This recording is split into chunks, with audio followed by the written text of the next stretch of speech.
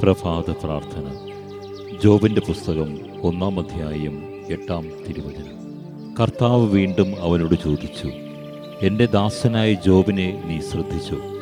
അവനെപ്പോലെ സത്യസന്ധനും നിഷ്കളങ്കനും ദൈവത്തെ ഭയപ്പെടുന്നവനും തിന്മയിൽ നിന്ന് അകന്നു ജീവിക്കുന്നവനുമായി ഭൂമുഖത്ത് ആരെങ്കിലുമുണ്ടോ? ദൈവമേ, ഈ ലോകത്തിൽ അങ്ങയുടെ പ്രതിരൂപമായ എനിക്ക് ഒരു ദിനം കൂടെ ദാനമായി നൽകിയ അങ്ങേ അനന്തമഹിമയ്ക്ക് നന്ദിയും സ്തുതിയും ആരാധനയും സമർപ്പിക്കുന്നു.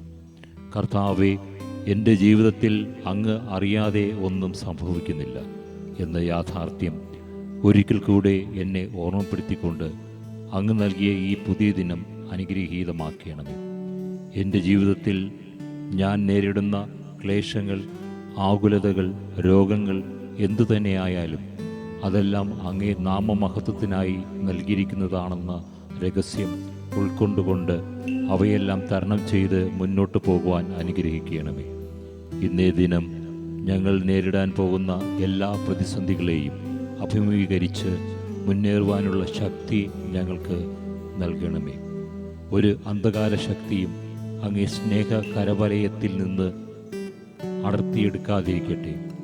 അമ്മയുടെ ഉദരത്തിൽ ഞാൻ രൂപപ്പെടുന്നതിന് മുൻപേ എന്നെ അറിയുന്ന കർത്താവേ, ഈ ലോകത്തിലേക്ക് ഞാൻ വരുന്നതിന് മുൻപ് എന്നെ പരിപാലിച്ച് അങ്ങേ സംരക്ഷണയിൽ നിർത്തുവാനുള്ള അങ്ങേ തീരുമാനം ശിരസാവഹിച്ചുകൊണ്ട് മുന്നേറി സ്വർഗരാജ്യത്തിലേക്കുള്ള ഞങ്ങളുടെ യാത്ര സുഗമമാക്കാൻ കനിയണമേ.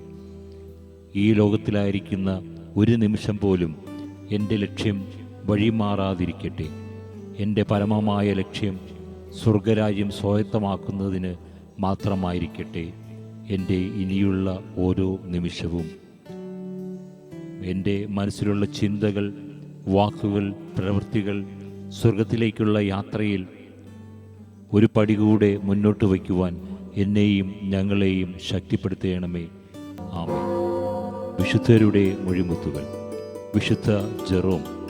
ഭക്തിയോടുകൂടി ഒരു വിശുദ്ധ കുർബാന അർപ്പിക്കുമ്പോഴും നിരവധി ആത്മാക്കൾ ശുദ്ധീകരണ സ്ഥലത്തു നിന്ന് മോചിതരായി പറുദീസയിലേക്ക് പറക്കുന്നു.